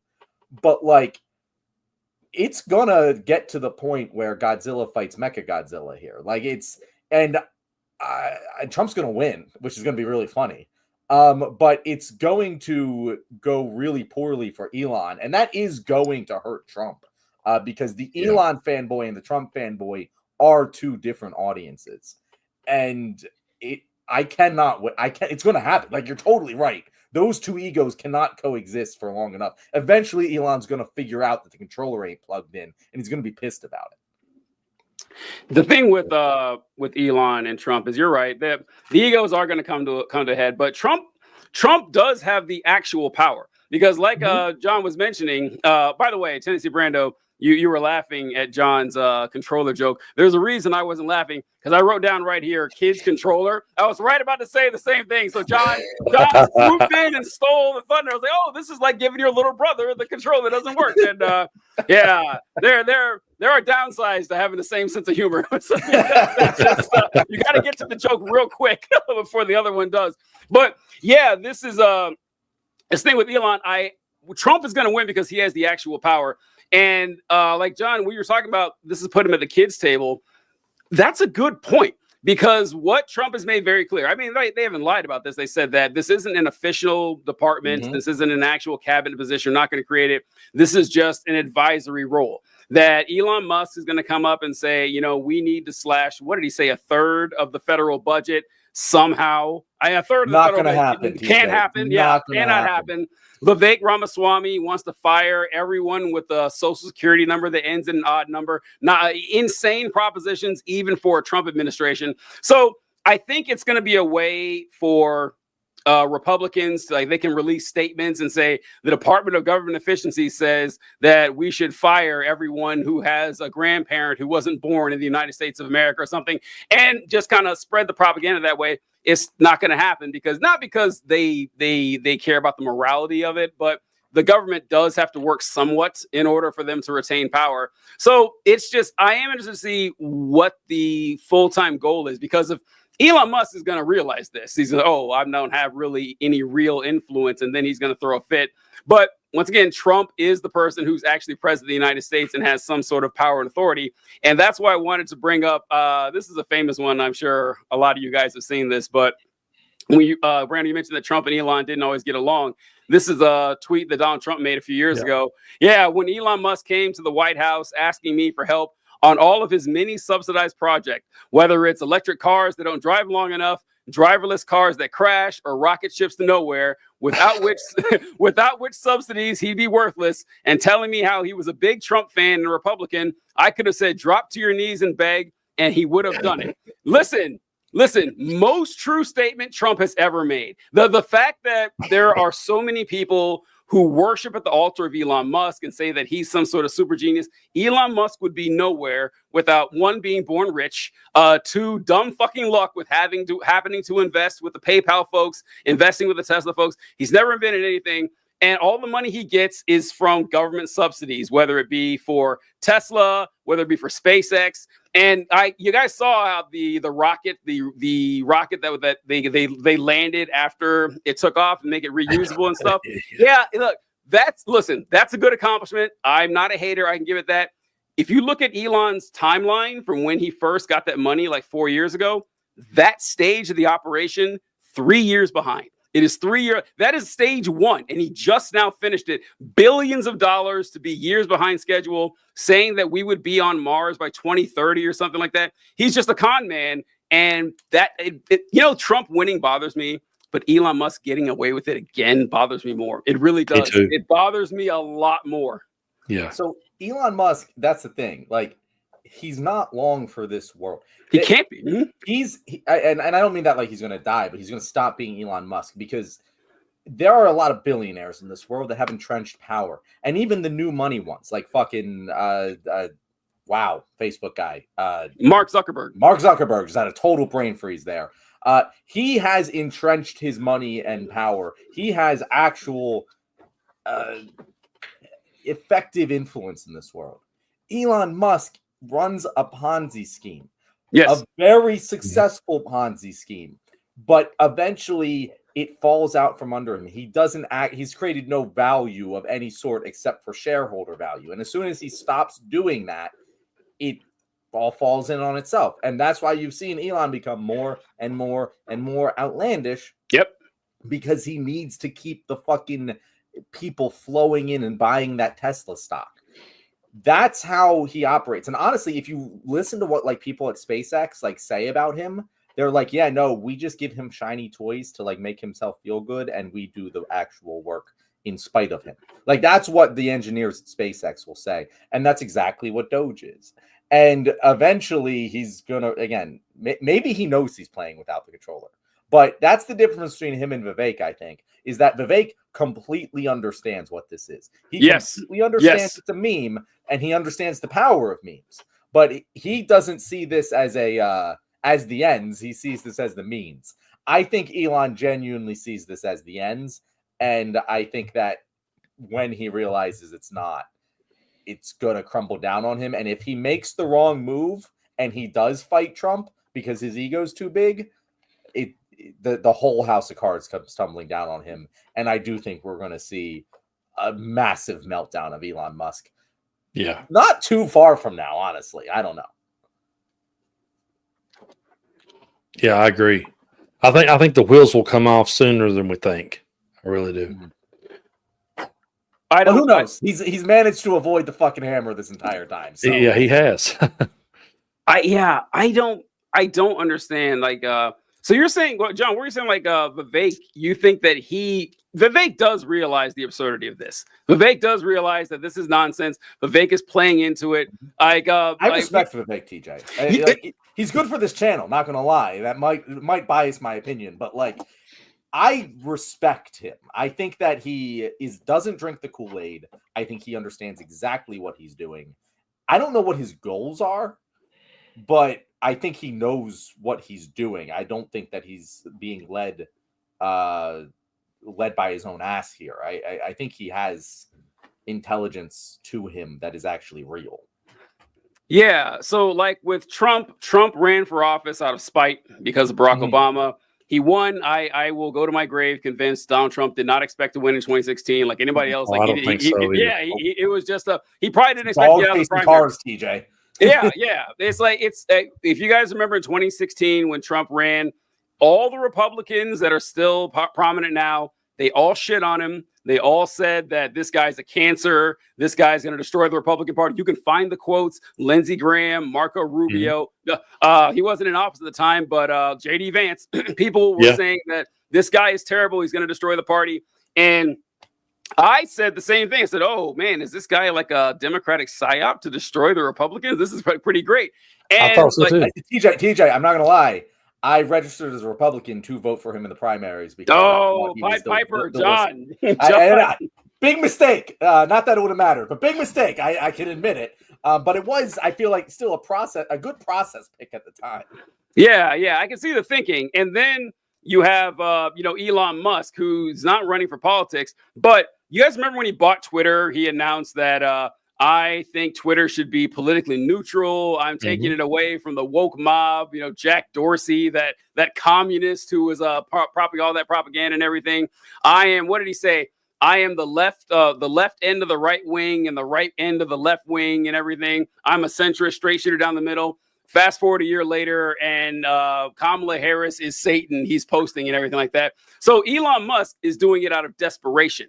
That Elon Musk, so we guys know what I was talking about, people listening before, is that Elon Musk has spent the last 10 years promising tickets to paradise, saying that we're going to have driverless cars. Like there's going to be, I think just last year, he said that there would be 1 million robo-taxis on the road that people could buy and use at any time.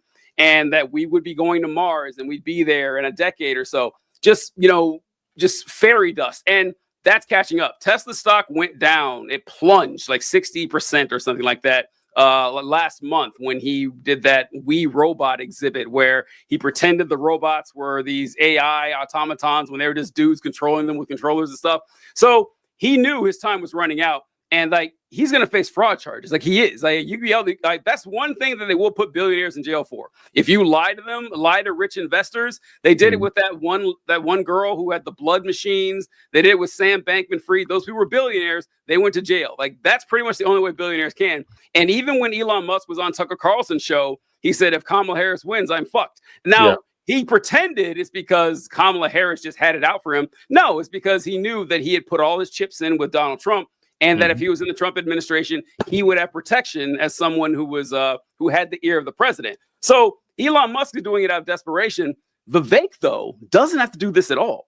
He doesn't. And he does. What do you think his end game is here, Brando? That's a good question, John.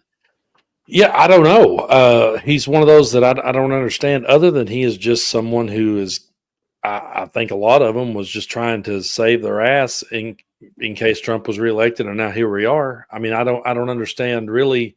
I don't think he's an idiot, in that manner, but he's definitely someone who has played along with this game. And maybe he was just hoping for a position of power. Maybe he was hoping for, a potential run later on down the line. I'm not sure, but I think it's funny to me that these two are the co-chair of this newly created play. It's how are they even going to work together? I don't know. I don't understand how they're even going to work together. So when Donald Trump became president, my first reaction was shock and how could this happen? What's going to happen? This is crazy. There's a horse in the hospital, right? But one thing that I did quickly realize is that if Donald Trump could become president, anyone could become president. Oh yeah, it broke a glass ceiling that it didn't. People didn't understand that could be used for good. But now that glass ceiling is broken, my thought was, hell, if you get the right person in the right position, they can become president. And honestly, I think Vivek just has the same fucking idea. I think Vivek, if you look at Vivek's he was nothing. 2 years ago. I mean, he was a billionaire. Don't get me wrong. But he was not part of national discourse at all. And suddenly he's on billboards with the president of the United States. And isn't very hard to see a clear pathway that he can pursue to become the most powerful man in the world.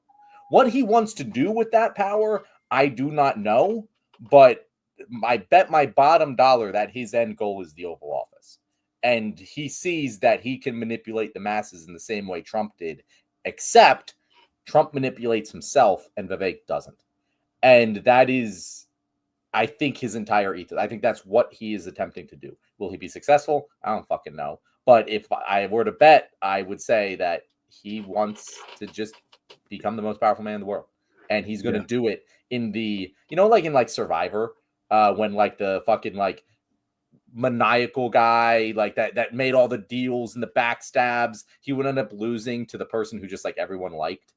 I think that's kind of Vivek's pathway here. Like he's just like, yeah, I'm going to be liked by as many people as possible. I'm going to play the meme game, and I'm going to put myself in a position to win at the end of the day. Even if I have to eat shit constantly for years, as he's obviously able to do, I think that's his goal. I don't know. I could be wrong, but that's why I say it's going to blow up for Elon. It's not going to blow up for Vivek because this is just another step on the cobblestone path. All right, that's good stuff. John, I want to bring up Tennessee Brando has to step away for a bit, so I'm going to take him down here. Thanks, man. I appreciate it. Yeah, we appreciate you joining, man, as always. Thank you so much. Good Awesome. luck. All right. Are you leaving the show or are you coming back? I can come back. Oh, okay, cool. Okay. Yeah, no problem. All right. So, you had to step away for a second right there. While we're waiting for you to get back, I wanted to something I didn't mention with RFK Jr. was how much into conspiracies he is. And I wanted to pull up this video that when did he release this a while ago? This is about COVID, of course, the conspiracies. You got to be careful with COVID conspiracies on YouTube because YouTube may ban you. I had to have the ones with vaccine information, but I've shared this one plenty of times, so it's going to be fine.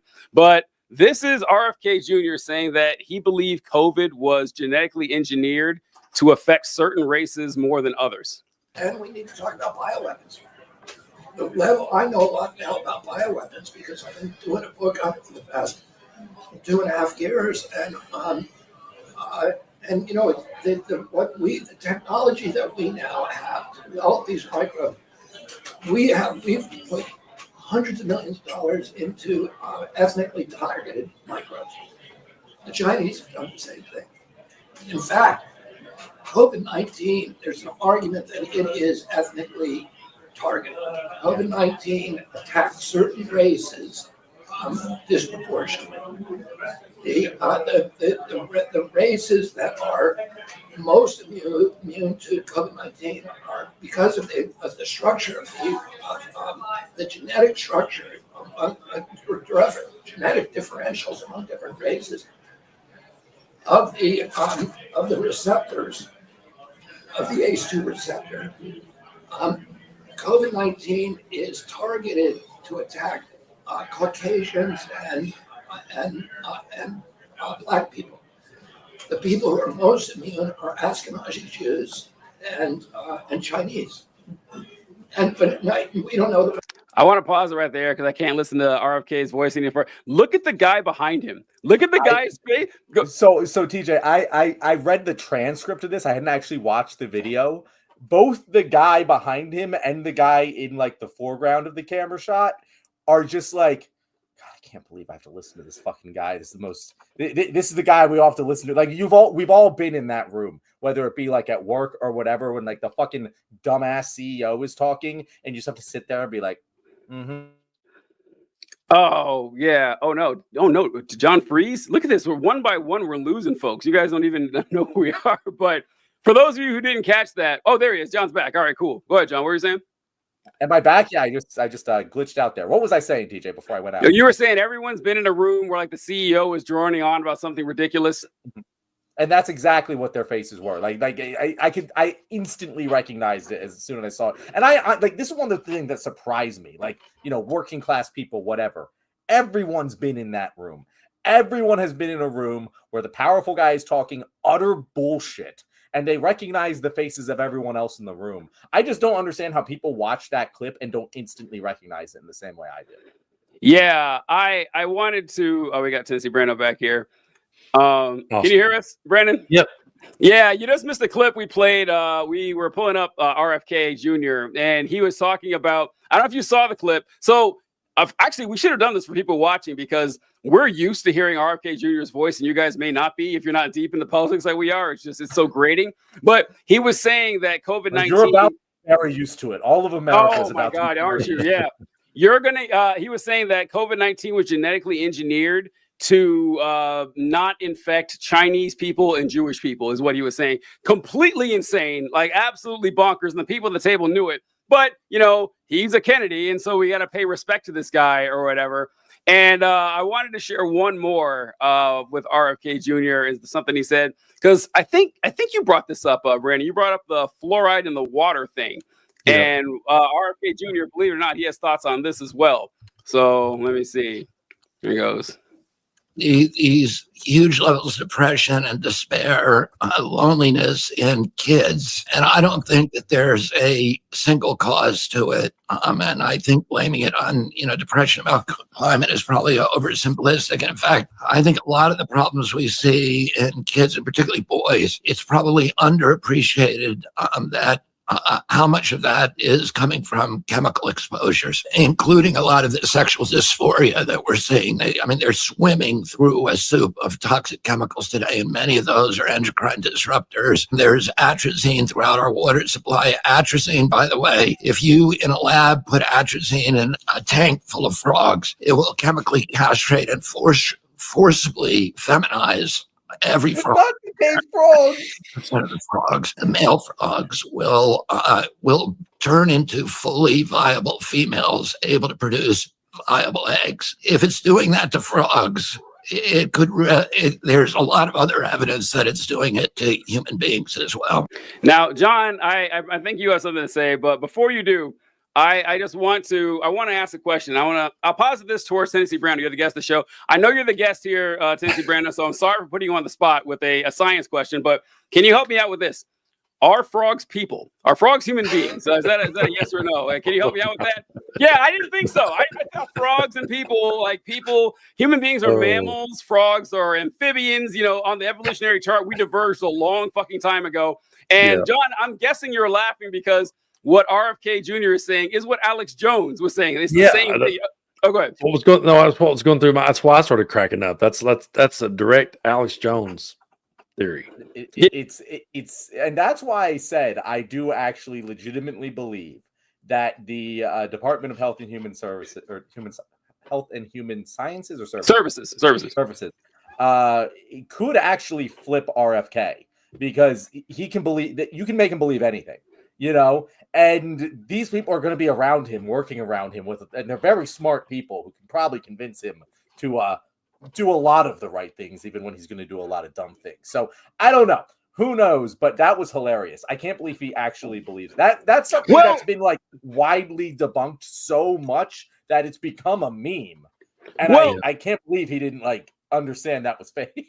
Well, the thing you said with the frogs though isn't fake. For people, the frogs specifically, yeah. But still, the fact that it would never apply to humans, Yeah. For those of you who don't study amphibians for a living out there, what we're talking about here is Alex Jones is very popular for the meme from years ago where he says they're turning the friggin' frogs gay, and he's referencing this because now RFK Jr. is correct. Once again, like most conspiracies, there's a kernel of truth. And then it just explodes out into absolute insanity. Is that, yes, it's true that with a certain species of frogs, if you submerge them in water that has this chemical in it, it will activate the process for the frogs to change sexes. Because a lot of animals can do that. I don't know if you guys have seen, there's Netflix had this documentary about these fish. And if there are no males, the female fish will turn into a male to populate the species. Frogs, Jurassic Park, they went over this about how you can control the sex of the reptiles and stuff. Now, that's true. The chemical can alter that with frogs. But instead of taking this information and saying, okay, we should make sure that the EPA, that the government is regulating businesses so they don't get to dump chemicals in the water and disrupt these animal population. Because if you turn 90% of the frogs from males to females, that frog species is going to be endangered. It might go extinct, or at least in that area. Instead of going down that route, they say they're doing it to people too, because people have the same genetic structure as bullfrogs, in that if it's in the water, it can hurt them. Now, the same goes to fluoride, though. Like with fluoride, you've heard people campaigning that fluoride it calcifies the pineal gland or something like that, and they're using it to control you.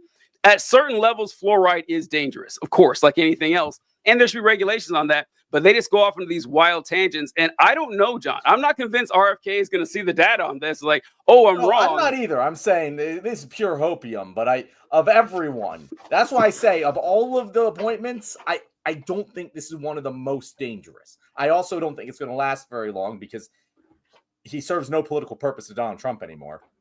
So, like, I think he's going to be a scapegoat at some point. What do you think, Brandon? I think so too, and I'm sorry for getting distracted, but the comment section kind of went crazy there just for a minute when we started talking. And I saw some like they're eating. They were saying they're eating the frogs, and just eating the frogs.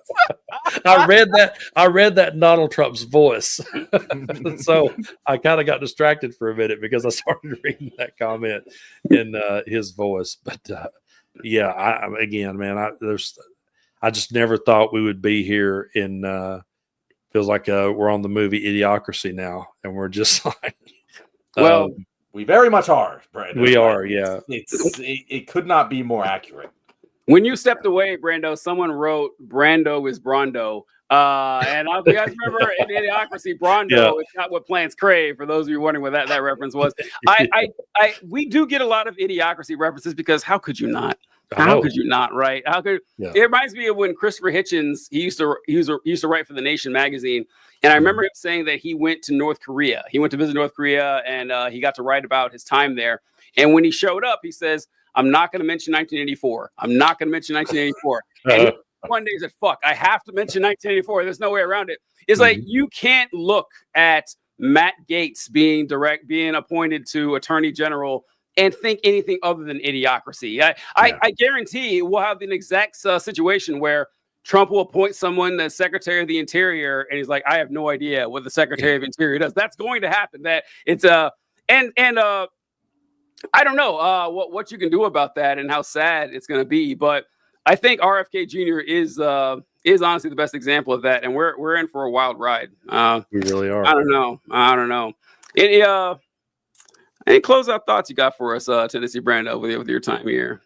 Yeah, man, we are in for some we're in for some crazy times. I think we're in for it for the next 2 years at least. And like we talked about earlier, if we can just get enough people motivated to go to the midterms, maybe we can see something start to change. We're just going to have to hold on. I was talking to Coach D earlier when I heard the news of RFK, and I was like, "What do we do?" And he's like, "Well, we just hold on to the midterms. We just brace for impact at this point." And that's what it feels like to me right now. Like I said earlier, I just keep saying to myself, well, we still have December and we still have till January 20th before this insanity takes over. So I do kind of feel like I hate to say this, I feel like we're on a plane and someone has said, "Okay, everybody, like we're going to try to get this thing to land, and we might have a rough landing. Everybody brace." That's kind of how it feels. I know it's kind of a hopeless feeling, but we just got to hang in there. And like we said earlier, keep having the good conversations and just try to keep a voice of reason during all this, because it's going to be a crazy 2 years for sure. And who knows how long we're going to be locked into it. Yeah, that's true. The 2 years are all we can hope for. Well, because like if the 2 years, nothing changes, it's going to get a lot worse before it gets better. I wanted to bring up this comment here. Thank you guys for all the comments. I know they're for Tennessee Brandon, but we really appreciate them. We really appreciate them. We also really appreciate you subscribing to the Leftwing. Be sure to subscribe to the Leftwing pod. I wanted to bring up this comment that Liz Presley wrote, and Brainworms 2024. Woo! I don't know if you guys know this. I forget that people aren't as immersed in this as we are. But what Liz is talking about is the fact that Robert F. Kennedy Jr. has literal brainworms. He literally has brainworms. And the story behind it is he started getting these headaches and he didn't know why. And if you remember his uncle, Ted Kennedy, he died of brain cancer in the early 2000s or mid 2000s, something like that. And so people started telling him that, hey, man, your uncle died of brain cancer. You're getting headaches. You should probably go get this checked out. So he went to the doctor. They did the scan and everything. And the doctor told him, oh, wow, we see the mark here. You do have brain cancer. And he says, oh, he's like, but I'm going to send you to an expert on this, someone who does this stuff all the time to get a second opinion, to get clarification. So he went to the specialist, and the specialist says, oh, no, this looks like brain cancer. It's not. What it actually is a parasitic worm that has entered your body and into your brain, and it chewed up some of your brain and lived on its course, and it died. That's what you're getting the headache from. So he has literal brain worms and an actual hole in his brain. And that's the one thing I always say I do commend RFK on, is that he's continuing the Kennedy tradition of having a hole in your head. He's doing that very well. You got to give him credit there. I mean, the man is going strong with the family. He, Bobby Kennedy Sr., John F. Kennedy would be that's the kind of show you're on, Tennessee Brandon. Just so you know, this is what the Left-Wing pod is. No, that's my kind of dark humor. That's good shit. That's good Speaking shit. of humor, before we wrap this up, TJ, I did want to bring up the one piece of good news that came out today. That not that it gives me hope for anything that's actually going to happen, but it just gives me a little hope in humanity. Did you see what happened, since we were talking about turning the frogs gay? Did you see what happened to Infowars today? Yes, I did see that. The Onion bought Infowars. So for anyone who hasn't been following this saga, Alex Jones was sued into oblivion by the families of the Sandy Hook victims because of the conspiracy theories he made about them. And he was forced to auction off Infowars, and The Onion bought it. And The Onion is a long-running satirical newspaper, or whatever you want to call it, that always fucking hits. One of the highest hit rates of any institution, whether it be news, comedy, political commentary, whatever. They always fucking nail it. And they swooped in and they bought up Infowars, and I cannot wait to see what they turn that into. It gives me a little bit of excitement after a very, very long slog of bad news headlines. Yeah, because so much of his headlines read like The Onion anyway. You know, it's one of those things where, like, you read his headlines, you're like, is that real? And so I think that's kind of appropriate. I saw an article talking about how The Onion spoke to the parents of the Sandy Hook victims before they purchased it. And they said that they wanted to, kind of get their blessing on it and everything. You got to wonder how that conversation went. It's like, folks, we're very sorry for your loss, but we want to do something really funny. We want to do something really funny. Like, that's just like, because that's kind of the incentive there. And they were like, fuck yes. This is what my son died for. Yeah, and speaking of dark humor, I'd be remiss if not going through this. After I told the RFK joke, we got ouch, we got damn, we got bad joke, we got over the line, we got and listen, everyone, goddamn, listen, subscriptions, TJ, they're unsubscribing already. Everyone who shied away from that joke, this is why no one will remember your name. Okay, that I'm just letting you know. Grow some confidence. If there's anyone you could joke about, it's dead Kennedys and awful Kennedys. Who else would you rather I make fun of, right? Like, just someone nice, someone good. And honestly, TJ, is exactly what we're talking about. This is the kind of humor that needs to be allowed in left-wing discourse in order to break through to, like, normie Joe who listens to Joe Rogan twice a month, and that's all of his political news. This is what gets people to vote. I cannot stress this enough. You need to get more comfortable with this if you want to win election. Yeah, I just saw someone say, "Don't get me wrong, I laughed." So yeah, there you go. Yeah, we're professionals here, folks. One of my favorite. I started saying this in high school, and I still say it. Whenever someone either says that my jokes have gone too far, or someone tries to be funny and they're not, I have the same response. Like, how about we leave the jokes to TJ? How about we do that? Okay, I was like, you guys getting mad about that? Hey, it's fine, whatever. But all right, we want to wrap this thing up, John? All right. Thank you very much for coming and watching The Left Wing today. If you were one of our over 1,000 live viewers, we very much appreciate you. And again, cannot stress this enough, hit that subscribe button. And if you're one of our hopefully maybe hundreds of viewers who are watching this clip on YouTube later, also hit that subscribe button. And if you want to know where to find Brando, well, you probably already do because he brought you here. But Brando, for the rest of them, tell us where they can find you. Well, I'm Tennessee Brando on YouTube and on most platforms. On Instagram and TikTok, I'm TN_Brando. So you can find me out there. But guys, I really appreciate you having me on, and everybody go over and subscribe to the Leftwing Pod. I was glad that we was able to run this show on both channels and bring our audiences together. You're two of my favorite voices, and it's just always a pleasure to sit down and talk with you. I just like to sit back and be in a different seat. You know, it's like a lot of times I'm the one doing it. I interviewed TJ last week, and it's like now I just like to sit back and have the conversation. And I saw a lot of people in the comments. Someone said they love the collaboration, so I'm glad we made it happen. And everybody go over and subscribe to the Leftwing Pod. And let's keep having these kind of conversations, and let's learn how to laugh. Let's do it. Let's do it. Thanks so much, Tennessee Brando. Folks, Thank really you. appreciate you watching the show. It's been great. It's been fun. It felt kind of odd because I feel like we were on his show more than he was on ours. But look, it's great. It's great. It's first time everything. So thanks a lot. We'll catch you guys later. Thank you.